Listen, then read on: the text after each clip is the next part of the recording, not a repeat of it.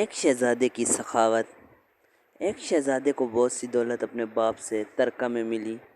اس نے دل کھول کر روپیہ خرچ کیا اور خوب سخاوت کی۔ فوج اور رعایا کی بھلائی کے لیے بہت سا مال صرف کر دیا۔ شہزادے کے پاس بیٹھنے والے لوگوں میں سے ایک تجربہ کار شخص نے شہزادے کو نصیحت کرنا شروع کیا اور کہا، پہلے بادشاہوں نے اس دولت کو بڑی محنت سے جمع کیا تھا اور اس کو ملک کی ضروریات کے لیے محفوظ کر رکھا تھا۔ تم اس کو خرچ کرنے سے ہاتھ روک لو۔ کیا معلوم آئندہ کیسا موقع پڑ جائے۔ دشمن بھی گھات میں لگے ہوئے ہیں۔ یہ نہ ہو کہ ضرورت کے وقت تم عاجز ہو جاؤ۔ اگر تم اپنا خزانہ لوگوں میں بانٹ دو گے تو ہر گھر والے کو ایک ایک چاول کے برابر حصہ ملے گا اور خزانہ ختم ہو جائے گا۔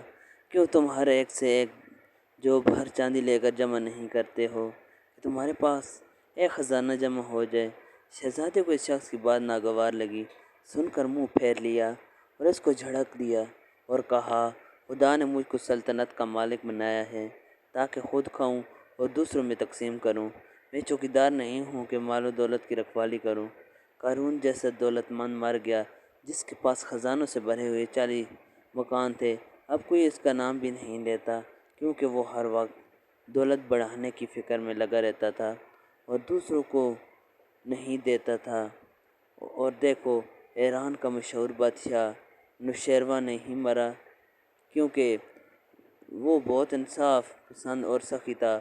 اس کا نام آج بھی زندہ ہے۔ لوگ اس کی تعریف کرتے ہیں اور اس کا نام آج بھی لیتے ہیں۔ اگر بتی کو ڈبیا کے اندر بند رکھا ہے تو اس کی خوشبو نہیں پھیلے گی، مگر جب وہ آگ میں جلائی جاتی ہے تب عنبر کی طرح عمدہ خوشبو دیتی ہے۔ اگر تم بڑے صاحب عزت بننا چاہتے ہو تو سخاوت کرو، اس لیے کہ جب تک تم کھیت میں دانہ نہ بکھیرو گے اناج نہیں اگے گا۔ دوستو، اس چینل کو سبسکرائب کریں، ویڈیو اچھی لگے تو اس کو لائک کریں اور دوستوں کے ساتھ بھی ضرور شیئر کیجیے گا۔